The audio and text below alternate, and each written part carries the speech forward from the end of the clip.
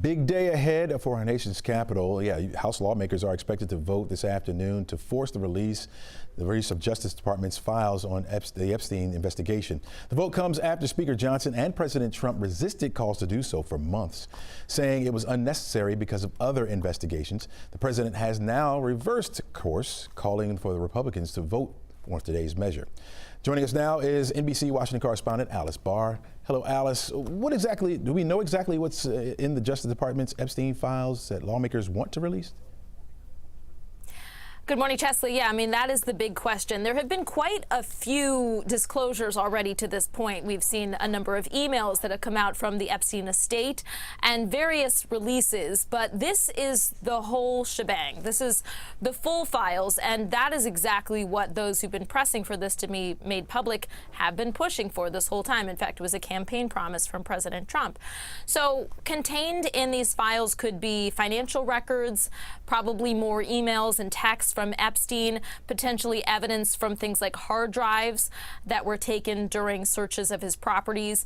There may be information from interviews with other key players. And one thing that we won't see, very importantly, is the names of any of the survivors of abuse. But there's also a clause in here that allows the Justice Department to redact anything that might jeopardize an active federal investigation.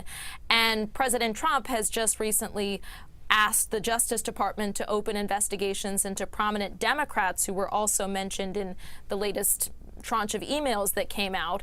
So there's some question about whether that kind of an investigation could lead to redactions in the larger files here.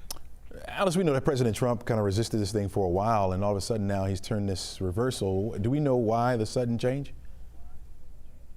So the president had always said that he did not think it was necessary because there were other investigations ongoing. The House Oversight Committee has been releasing a number of those files that I just mentioned and has been doing its own investigation.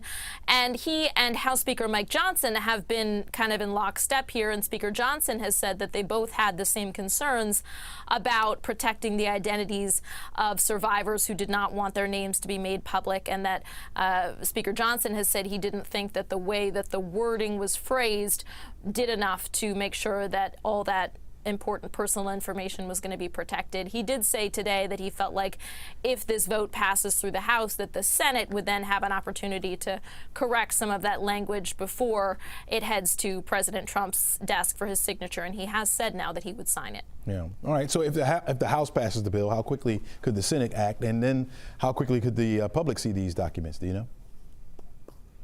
So the Senate could act as soon as this week, assuming that the House does pass it today, which we are expecting that now that President Trump has given sort of his backing to the bill, that there could be a landslide vote in favor of this. One of the leading Republicans in the House said he thought just about everybody was going to vote for it. And to note, so I just laid out why President Trump and the House Speaker had opposed it in the past, but as for why the president changed course and said go ahead to Republicans and vote for this, I think clearly the writing was on the wall. Once there was an extra Democrat sworn into the House last week, she was newly elected, and when they came back into session after the government shutdown ended, the first thing that she did after she was sworn in was to sign this petition that forced the vote that we're going to see on the floor this afternoon.